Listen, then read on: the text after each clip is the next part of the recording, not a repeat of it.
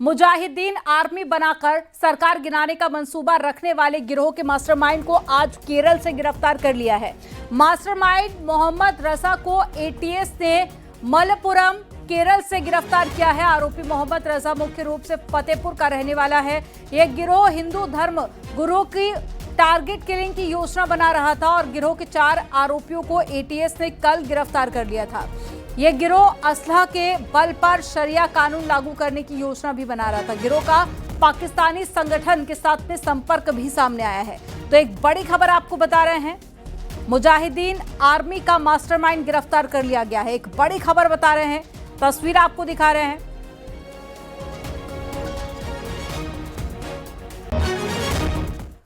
नोएडा में एसटीएफ ने वसूली करने वाले गैंग का पर्दाफाश किया है। गैंग के 3 सदस्यों को गिरफ्तार कर लिया गया है और ये गैंग झूठी शिकायतों, अखबारों में खबर छपवाने का डर दिखाकर वसूली किया करते थे। उद्यमियों की ईडी, सीबीआई, इनकम टैक्स प्राधिकरण ईओडब्ल्यू में झूठी शिकायत कर रंगदारी वसूलने का भी काम करते थे। गिरफ्तार किए गए आरोपियों में अंकुर गुप्ता, नरेंद्र धवन और हरनाम धवन को गिरफ्तार किया गया है। आरोपियों के कब्जे से 4 मोबाइल फोन, 62,000 रुपए कैश, अमेरिकी डॉलर, फर्जी आधार कार्ड समेत कई सारा सामान पुलिस ने बरामद किया है। दिल्ली एनसीआर के कई नामी बिल्डर प्रोजेक्ट्स आरोपियों के निशाने पर थे। कई बिल्डर प्रोजेक्ट को लेकर आरोपी शिकायत भी कर चुके थे। बिल्डर प्रोजेक्ट रुकने से हजारों खरीदारों को आर्थिक नुकसान भी हुआ था और प्रोजेक्ट भी अटक गए थे।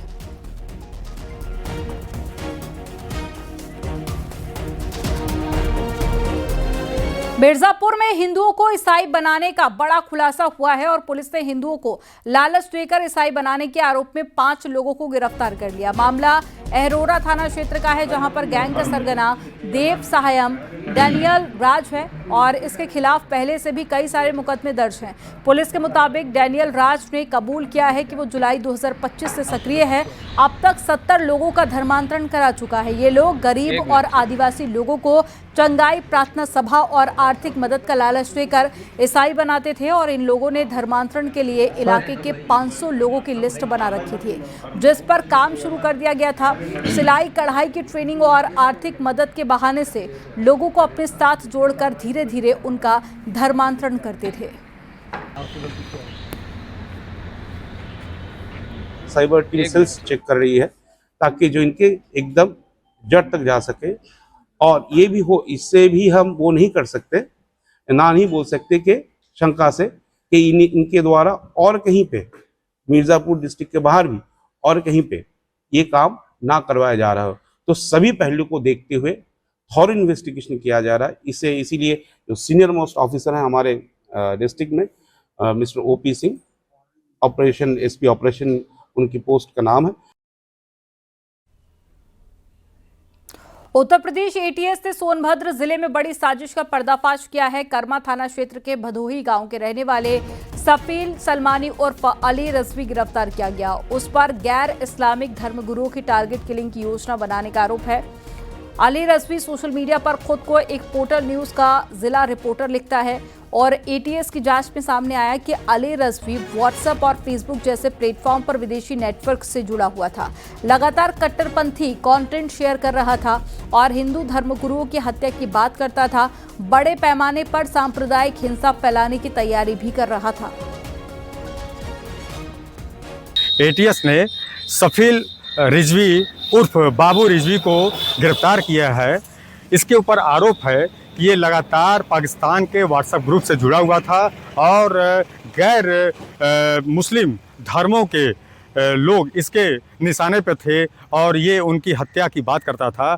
वहीं मैं आपको बता दूं, आज एटीएस भोर में लगभग 4 बजे के लगभग पहुंची और इसके घर से इसको उठाकर लेके गई है। अब इससे पूछताछ हो रही है। अब देखना है कि पूछताछ के बाद क्या मामला निकलता है सामने, क्योंकि इसके ऊपर गंभीर आरोप हैं। लगातार पाकिस्तान के व्हाट्सएप ग्रुप से ये जुड़ा हुआ था और ये उनसे बात करता था और इसके निशाने पर गैर मुस्लिम धर्मगुरु थे जिनकी हत्या की ये बात फेसबुक और सोशल मीडिया पे किया करता था।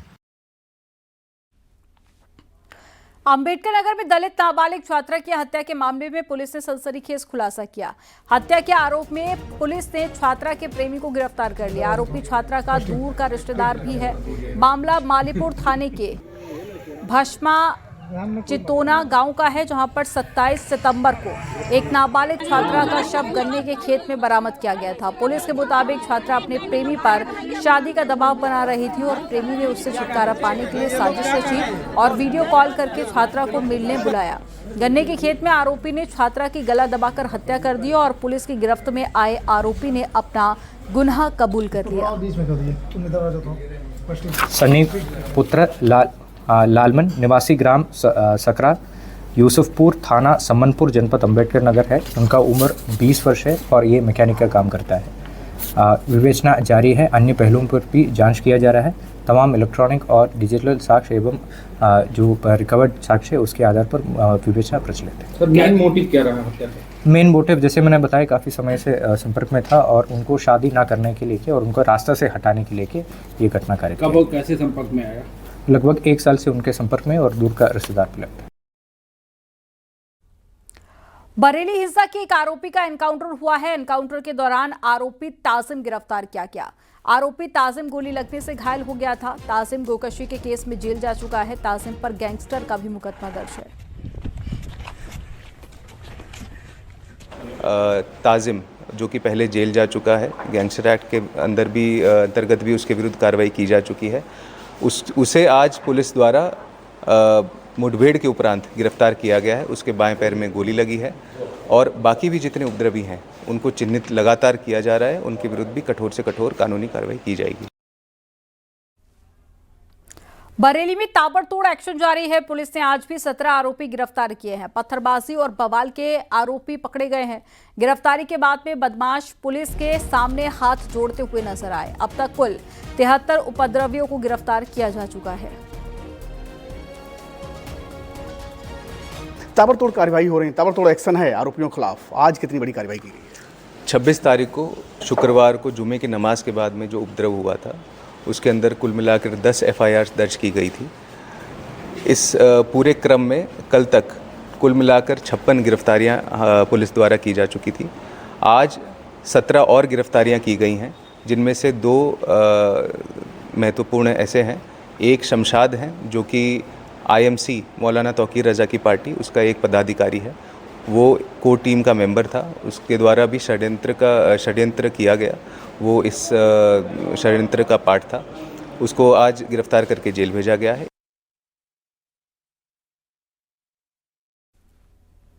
बरेली बवाल के बाद पुलिस का एक्शन ताबड़तोड़ जारी है। पुलिस ने मौलाना तौकीर रज़ा के दामाद मोहसिन रज़ा को गिरफ्तार कर लिया। मोहसिन रज़ा के अवैध निर्माण पर प्रशासन ने बुलडोजर भी चलाया। ये एक अवैध चार्जिंग स्टेशन था जिसे नगर निगम की जमीन पर कब्जा कर बनाया गया था। इस पे कई सारे ई रिक्शा भी खड़े थे। बरेली बवाल के आरोपियों पर पुलिस प्रशासन की सख्त कार्रवाई जारी है। अब तक पुलिस ने 73 उपद्रवियों को गिरफ्तार करके जेल भेज दिया है। अब तक 150 करोड़ से ज्यादा की संपत्तियां सील की जा चुकी हैं। कई अवैध संपत्तियों पर बुलडोजर चला है। 10 मुकदमे दर्ज किए गए हैं और फरार चल रहे उपद्रवियों की तलाश में पुलिस जोर शोर से जुटी हुई है।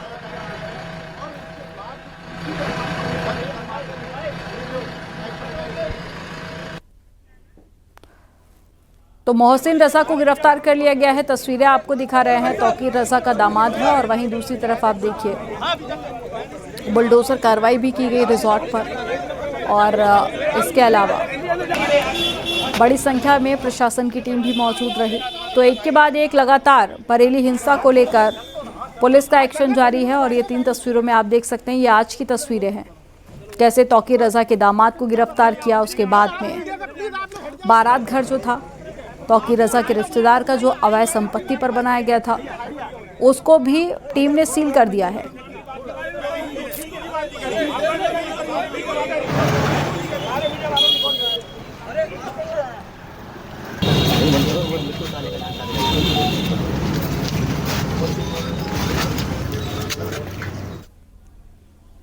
शुक्रवार को जो घटनाक्रम हुआ था उसके पश्चात कई लोग चिन्हित हुए थे वीडियो और फोटोज के आधार पर, जिन पे कार्रवाई की गई। इसमें मौलाना तौकीर के साथ साथ बहुत सारे तौकीर के एसोसिएट्स जो हैं वो जेल गए हैं एविडेंस के आधार पर।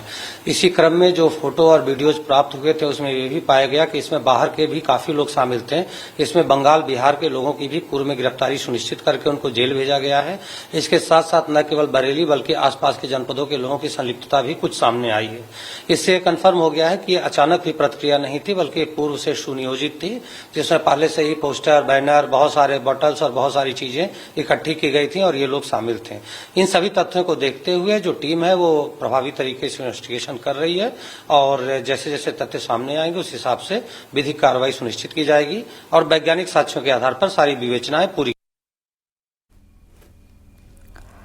बरेली में तौकीर रसा के करीबी हाजी शराफत खान का बारात घर सील कर दिया गया। अवैध तरीके से बारात घर का निर्माण किया जा रहा था। प्रशासन ने लखनऊ दिल्ली नेशनल हाईवे के किनारे बन रहे बारात घर को सील कर दिया।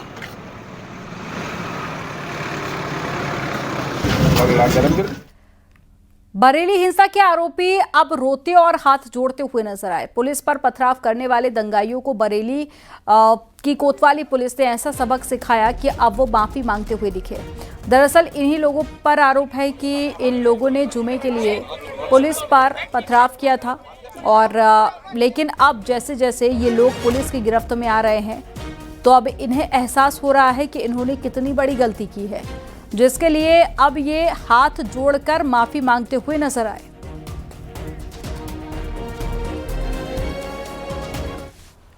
बरेली में आईएमसी का राष्ट्रीय महासचिव मौलाना डॉक्टर नफीस पुलिस की हिरासत में है। मौलाना नफीस से पूछताछ जारी है और इसी बीच में मौलाना डॉक्टर नफीस का एक वीडियो वायरल हो रहा है। वीडियो में नफीस इंस्पेक्टर को हाथ काट लेने की धमकी देता हुआ नजर आया। अरे मैंने अभी इंस्पेक्टरों को बात गालियां बच देंगे आप। मैंने कहा अगर करा दिया हाथ काट लूंगा वर्दी। अरे मैंने अभी इंस्पेक्टरों को बात गालियां बच देंगे आप। मैंने कहा अगर करा दिया हाथ काट लूंगा वर्दी। अरे मैंने अभी इंस्पेक्टरों को बात गालियां बच देंगे आप। मैंने कहा अगर करा दिया हाथ काट लूंगा। देवबंदी मौलाना सज्जाद नोमानी ने आई लव मोहम्मद के नाम पर प्रदर्शन कर रहे मुसलमानों की आलोचना की है। उन्होंने पैगंबर के प्रति प्रेम की तुलना पत्नी के प्रति प्रेम से की और कहा कि क्या आप अपने घर में मैं अपनी पत्नी से प्रेम करता हूं वाला पोस्टर लगाते हैं। रहमत दो आलम सल्लल्लाहु अलैहि वसल्लम से मोहब्बत का इजहार किसी को चिढ़ाने के लिए नहीं होना चाहिए। मोहब्बत तो खुद बताती है कि आपको किससे कितनी शदीद मोहब्बत है। आप अपने दीवारों पर पोस्टर लगाते हैं कि आई लव माई वाइफ, मुझे अपनी बीवी से बहुत मोहब्बत है। आई लव मोहम्मद विवाद के बीच में सहारनपुर सांसद इमरान मसूद का बड़ा बयान सामने आया। इमरान मसूद ने कहा कि देश में इस वक्त दो तरह के कानून चल रहे हैं। हनुमान चालीसा पढ़ने वालों पर कोई कार्रवाई नहीं होती, हाथ में पोस्टर पकड़ने वालों को जेल भेजा जाता है। थाने में बैठ करके हनुमान चालीसा पढ़ेंगे, भजन गाएंगे तो कार्रवाई नहीं होगी, लेकिन सड़क पर खड़े होकर के कोई पोस्टर लेके खड़ा हो जाएगा तो कार्रवाई होगी।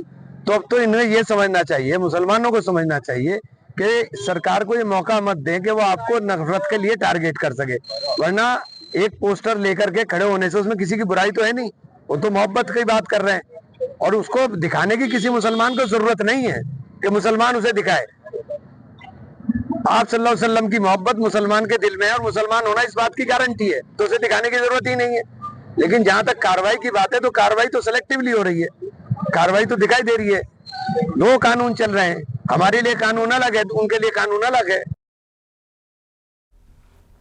वाराणसी में लोगों ने आई लव मोहम्मद के विरोध में अपने हाथों में I love Mahadev, I love Yogi Adityanath और I love UP police, I love bulldozer के नारे के साथ में सामूहिक हनुमान चालीसा पढ़ी। कंपनी बाग स्थित मंशापूर्ण हनुमान जी के प्रांगण में हर मंगलवार को होने वाली हनुमान चालीसा के बाद लोगों ने हाथों में पोस्टर लेकर हनुमान चालीसा का पाठ किया। मैं सुधीर सिंह, श्री हनुमान सेना का अध्यक्ष हूँ। हर मंगलवार को हनुमान सेना द्वारा कंपनी बाग के मनसापूर्ण हनुमान जी के प्रांगण में हनुमान चालीसा का सामूहिक पाठ किया जाता है। आज भी सामूहिक हनुमान चालीसा का पाठ हुआ और हम सब ने हनुमान चालीसा के पाठ के दौरान आई love Mahadev, I love Yogi Adityanath. UP में आई लव पोस्टर विवाद थमने का नाम नहीं ले रहा है और अब नया पोस्टर यूपी कांग्रेस कमेटी के सदस्य अब्दुल्ला शेर खान की तरफ से लगाया गया है। पोस्टर में लिखा हुआ है कि आई लव कॉन्स्टिट्यूशन। पोस्टर में राहुल गांधी की फोटो लगी है जिसमें वो हाथ में संविधान लिए हैं। यह पोस्टर कांग्रेस मुख्यालय के बाहर लगाया गया है।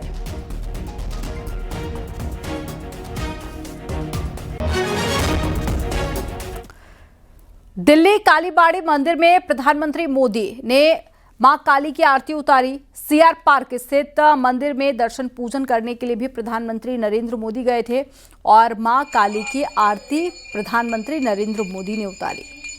ये दिल्ली के मंदिर की तस्वीरें आपको दिखा रहे हैं, सीआर पार्क की, जहां पर मंदिर में प्रधानमंत्री नरेंद्र मोदी पहुंचे थे और मंदिर में पहुंचकर पीएम ने मां काली की आरती उतारी।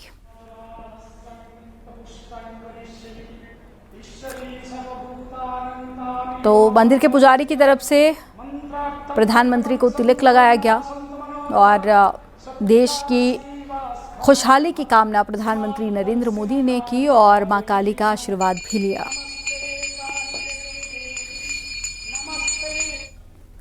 गोरखपुर में सीएम योगी ने मां दुर्गा की आरती उतारी और मां का आशीर्वाद लिया। नवरात्र के मौके पर विशेष पूजा अर्चना भी की।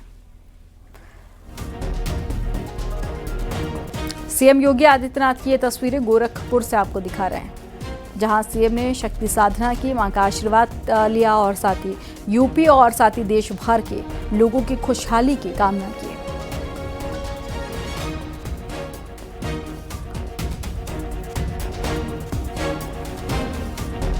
तो नवरात्र का पावन पर्व चल रहा है और इस मौके पर सीएम योगी आदित्यनाथ गोरखपुर में मौजूद है। आदि शक्ति मां दुर्गा की पूजा अर्चना कर रहे हैं। संभल के चंदोसी में माध्यमिक शिक्षा मंत्री के घर पर धरना दे रहे शिक्षकों को हटा दिया गया। धरना दे रहे शिक्षकों को कंपनी बाग पार्क शिफ्ट कर दिया गया। ऑफलाइन ट्रांसफर लिस्ट की मांग को लेकर 25 सितंबर से शिक्षक धरने पर हैं और डीएम और साथ ही एसपी पुलिस फोर्स के साथ में माध्यमिक शिक्षा मंत्री के घर पर पहुंचे। रास्ता बाधित होने का हवाला देकर धरना खत्म करने को कहा। बाद में उन्हें कंपनी बाग में शिफ्ट कर दिया गया। साथ ही 5 सदस्यीय प्रतिनिधिमंडल लखनऊ भेजकर मांगों को सरकार के सामने रखने का सुझाव दिया। जो कंपनी बाग है वहाँ पर जाके इस धरने को शिफ्ट करिए, क्योंकि इस तरह से किसी के घर पे धरना देना उचित नहीं है। तो अभी हमने अनुरोध किया है और समय भी दिया है कि आप निश्चित समय के अंदर जो धरना है वो दूसरे स्थान पे शिफ्ट करिए, क्योंकि एक मोहल्ले की गली है जहाँ पे लगभग 800-900 हमारे शिक्षकगण हैं और उसके अतिरिक्त जो एंट्री गेट है उसको पूरा वो बंद हो रखा है और यहाँ आवाजाही बाधित हो रही है, ट्रैफिक की प्रॉब्लम आ रही है, तो बहुत समस्या है। इसलिए हमने उनसे अनुरोध किया है कि एक बार कंपनी बाग में शिफ्ट हुई, अन्यथा की दशा में।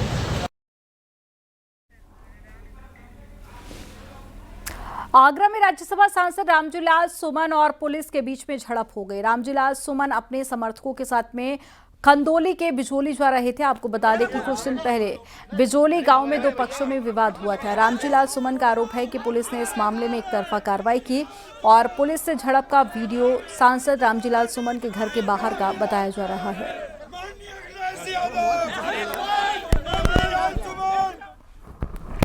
मथुरा के ठाकुर बांके बिहारी मंदिर में दर्शन के वक्त आज से बदलाव होना था, लेकिन बांके बिहारी मंदिर के पट सुबह पुराने वक्त पर ही खुले।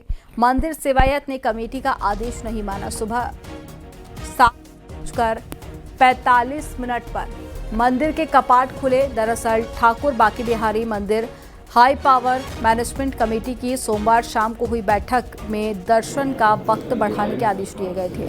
आज से ये आदेश लागू होने थे, लेकिन सेवायत का कहना है कि इलाहाबाद हाई कोर्ट ने पहले जो वक्त तय किया था उसी के मुताबिक पट खोले जा रहे हैं। प्रेशर बनाया मेरे पे, साइन करवा लिए मेरे से, तो फिर मैंने वो लेटर दिया। मैं तो पहले भी लेटर लिख के ले गया था, लेकिन वहाँ कोई ऐसी व्यवस्था ही नहीं है रिसीव किसे करावें। तो हमारी तो सुनी नहीं जा रही, वो तो चेयरमैन साहब अपने मन की कर रहे हैं, वो तो धौंस से काम ले रहे हैं। महोबा में अचानक बदले मौसम के बीच में आकाशीय बिजली का कहर सामने आया। आकाशीय बिजली गिरने से मां बेटी की मौत हो गई है। घटना महोबकंठ थाना क्षेत्र के कनकुआ गांव की है। हादसे की शिकार हुई मां बेटी मूंगफली की फसल उखाड़ने गई थी। आकाशीय बिजली की चपेट में आने से सीता रानी और उनके 28 साल की बेटी की मौत हो गई।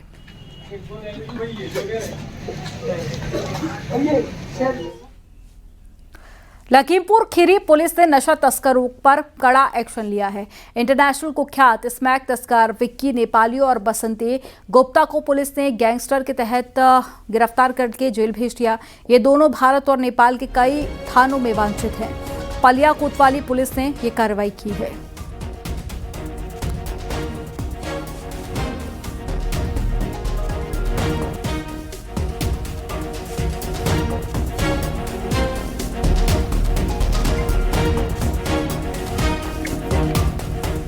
विक्की नेपाली और बसंती गुप्ता को पुलिस ने गिरफ्तार कर लिया है।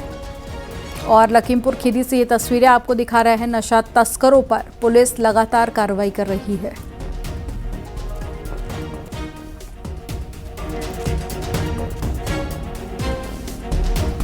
मुजफ्फरनगर में हत्या के आरोपियों की गिरफ्तारी की मांग को लेकर ग्रामीणों ने एसएसपी ऑफिस परिसर में प्रदर्शन किया। तितावी क्षेत्र के ग्रामीणों ने चारपाई डालकर धरना दिया और पीड़ित परिवार का आरोप है कि गांव के ही 7 लोगों ने 23 सितंबर को प्रिंस की हत्या की थी। हत्या के बाद शव को हिंडन नदी में फेंक दिया गया था। तितावी थाना क्षेत्र की पुलिस ने केस दर्ज कर लिया, लेकिन 7 दिन बाद भी आरोपियों के खिलाफ कोई कार्रवाई नहीं की गई। शाम के टाइम मेरे को पता लगा मेरा भाई एक्सपायर हो गया, मार के डाल दिया नहर में, हिंड नदी में। कौन लोग हैं, किन पे अपना? मैंने रिपोर्ट दी है 7 लोगों के नाम, उनको किसी को नहीं उठाया अभी तक। कब मामला है ये पूरा? ये 23 तारीख का। अच्छा, फोन किसका आया था? फोन मालूम नहीं है, अभी तक फोन डिटेल भी नहीं निकाली किसी ने। क्या नाम था आपके भाई का? प्रिंस कुमार। नोएडा में एक छात्र के साथ में मारपीट का मामला सामने आया। छात्र के साथ में मारपीट का वीडियो वायरल हो रहा है और वीडियो वायरल होने के बाद में थाना सेक्टर 24 पुलिस ने मुकदमा दर्ज किया। 2 नाबालिग समेत 3 छात्रों को पुलिस ने गिरफ्तार कर लिया। बताया जा रहा है कि मारपीट गाजियाबाद के खोड़ा इलाके में हुआ था और इस सेक्टर 24 इलाके के स्कूल में ये छात्र पढ़ता है। पैसे को लेकर हुए विवाद में मारपीट हो गई। वायरल वीडियो 26 सितंबर का बताया जा रहा है।